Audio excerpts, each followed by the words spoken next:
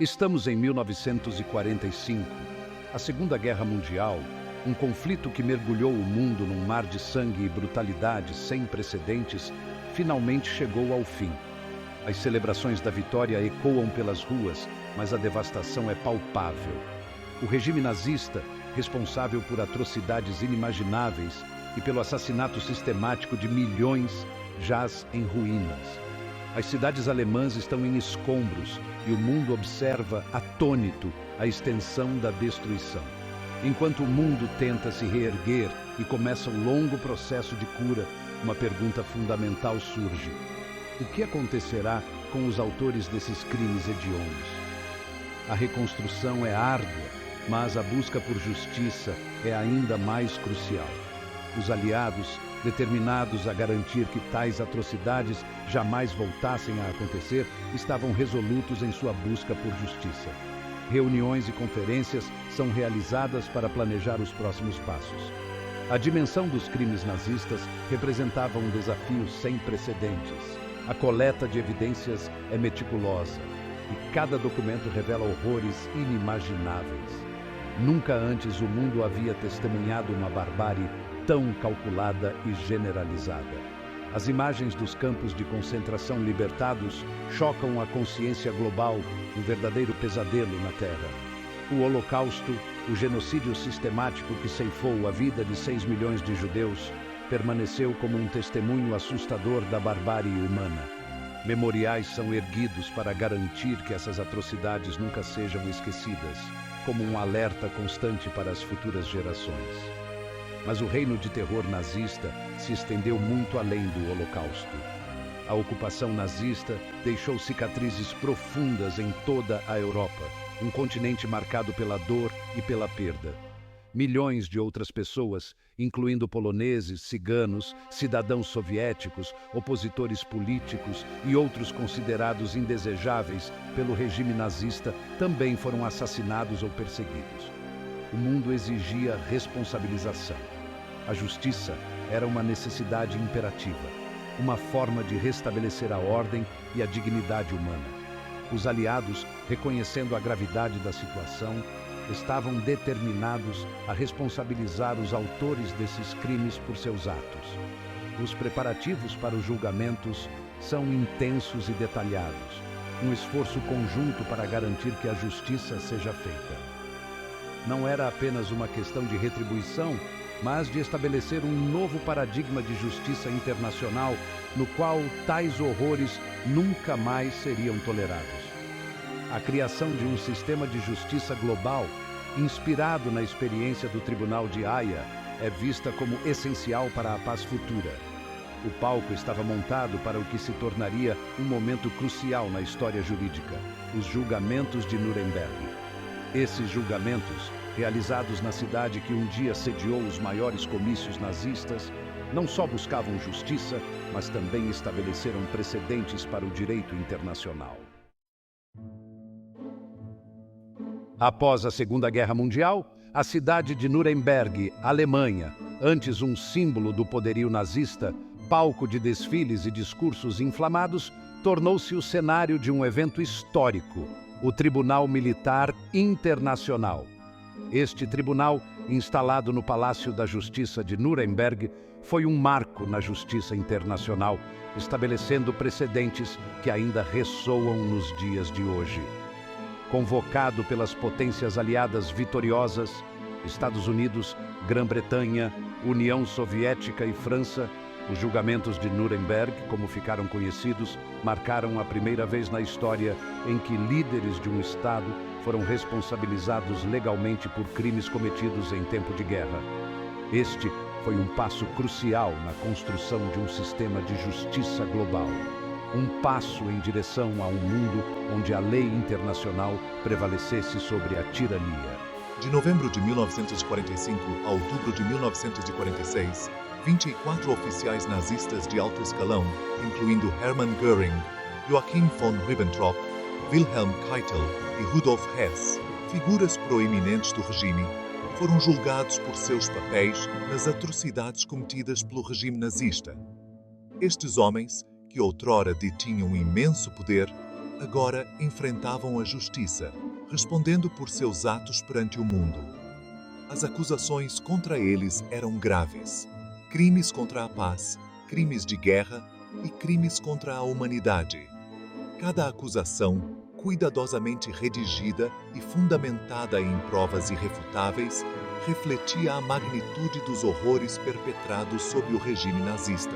A acusação apresentou uma montanha de evidências, incluindo documentos, fotografias e depoimentos de testemunhas oculares, documentando meticulosamente os horrores infligidos pelos nazistas. Cada peça de evidência, como uma peça de um quebra-cabeça macabro, contava uma história de sofrimento e crueldade inimagináveis. Os julgamentos de Nuremberg foram mais do que um processo legal. Foram um acerto de contas público dos horrores da era nazista, um momento em que o mundo se uniu para condenar a barbárie e reafirmar os valores de justiça e humanidade. Eles serviram como um lembrete sombrio do que a humanidade é capaz de fazer e da importância de se buscar justiça, mesmo diante da atrocidade. O mundo assistiu enquanto os arquitetos do genocídio e da agressão foram forçados a confrontar as consequências de suas ações, a prestar contas pelos crimes que jamais poderiam ser esquecidos. Este momento histórico não apenas trouxe justiça, mas também estabeleceu um precedente para futuros julgamentos de crimes de guerra. Um legado duradouro que inspiraria a busca por justiça em todo o mundo. Após quase um ano de processo, os juízes de Nuremberg, representando a justiça das nações aliadas, proferiram seus vereditos, determinando o destino dos homens que um dia comandaram a máquina de guerra nazista. 12 dos réus foram condenados à morte por enforcamento, incluindo Hermann Göring, ex-braço direito de Hitler, que escapou da forca cometendo suicídio na noite anterior à sua execução, um ato final de desafio e covardia. 3 réus foram absolvidos, e os 7 restantes receberam penas de prisão que variavam de 10 anos à prisão perpétua, um lembrete constante da gravidade de seus crimes. Os julgamentos de Nuremberg estabeleceram um precedente crucial. Os indivíduos não podiam mais alegar imunidade por crimes de guerra simplesmente por estarem agindo em nome de um Estado. A desculpa de apenas cumprir ordens não mais serviria para encobrir a responsabilidade individual. O princípio da responsabilidade individual por crimes internacionais foi firmemente estabelecido, um marco na evolução do direito internacional. Os julgamentos também enfatizaram a importância de documentar atrocidades e responsabilizar os perpetradores, independentemente de sua patente ou posição. A mensagem era clara: ninguém, por mais poderoso que seja, está acima da lei. As sentenças proferidas em Nuremberg enviaram uma mensagem clara de que crimes contra a humanidade não ficariam impunes. A justiça, embora tardia, havia prevalecido. Seção 4. Além de Nuremberg, em busca de justiça à sombra dos julgamentos. Embora os julgamentos de Nuremberg tenham abordado os escalões mais altos da liderança nazista, levando à justiça os figurões do regime, incontáveis indivíduos que haviam participado dos crimes do regime nazista permaneceram em liberdade, escondidos nas sombras da sociedade alemã. Reconhecendo a necessidade de continuar a busca por justiça, os aliados estabeleceram tribunais subsequentes para lidar com esses casos, garantindo que a impunidade não prevalecesse. Esses julgamentos, realizados em vários locais por toda a Alemanha, desde as grandes cidades até os vilarejos remotos, concentraram-se em oficiais de escalão inferior e indivíduos diretamente envolvidos em atrocidades, aqueles que colocaram a mão na massa da máquina de guerra nazista. Os julgamentos subsequentes de Nuremberg, embora menos conhecidos do que o TMI, desempenharam um papel vital em responsabilizar os perpetradores e documentar todo o escopo dos crimes nazistas, revelando a extensão da teia de cumplicidade e horror. Esses julgamentos trouxeram à tona a cumplicidade de indivíduos de todos os níveis da sociedade alemã: médicos, advogados, empresários e cidadãos comuns, na máquina de morte do regime nazista. Ninguém estava isento de culpa, e a busca por justiça não poupou ninguém. As evidências apresentadas nesses julgamentos, muitas vezes chocantes e perturbadoras, solidificaram ainda mais a compreensão do Holocausto como um genocídio sistemático patrocinado pelo Estado, um crime contra a humanidade planejado e executado nos mínimos detalhes. Seção 5. Operação Paperclip. O recrutamento controverso de cientistas nazistas. Após a Segunda Guerra Mundial, os Estados Unidos e a União Soviética se envolveram em uma competição acirrada pela supremacia tecnológica e científica, uma rivalidade que ficaria conhecida como Guerra Fria. Esta corrida não se limitava apenas a armas e exércitos, mas também se estendia ao campo da ciência e tecnologia, onde cada lado buscava superar o outro, em uma disputa que moldaria o futuro do mundo. Como parte dessa competição, ambas as superpotências buscaram explorar a perícia de cientistas e engenheiros alemães, muitos dos quais haviam estado envolvidos no esforço de guerra nazista, colocando seus conhecimentos a serviço de um regime criminoso. Esses cientistas, com sua expertise em áreas como foguetes, armas químicas e medicina, possuíam conhecimentos avançados que poderiam ser cruciais para o desenvolvimento de novas tecnologias. Os Estados Unidos, sob os auspícios da Operação Paperclip, um programa secreto envolto em controvérsia, recrutaram secretamente centenas de cientistas alemães, incluindo Werner von Braun, um engenheiro de foguetes líder que desempenhou um papel fundamental no desenvolvimento do programa de foguetes V2 da Alemanha, uma arma de guerra que causou terror e destruição durante o conflito. Von Braun e sua equipe, com seu conhecimento em propulsão de foguetes, foram considerados essenciais para o avanço dos programas de mísseis e espaço do ZEMUA. Von Braun e outros cientistas alemães foram levados para os Estados Unidos, onde sua experiência, antes utilizada para fins bélicos, foi utilizada no desenvolvimento do programa espacial americano e outros avanços tecnológicos. Eles contribuíram significativamente para o sucesso de projetos como o lançamento do satélite Explorer 1 e o programa Apollo, que eventualmente levou o homem à Lua, um marco na história da humanidade. O recrutamento de ex-cientistas nazistas sob a Operação Paperclip permanece um capítulo controverso na história americana. Uma mancha ética que levanta questões complexas sobre os limites da moralidade em tempos de Guerra Fria. Muitos questionam a ética de tal decisão, ponderando se os benefícios tecnológicos, por maiores que fossem, justificavam as concessões morais feitas.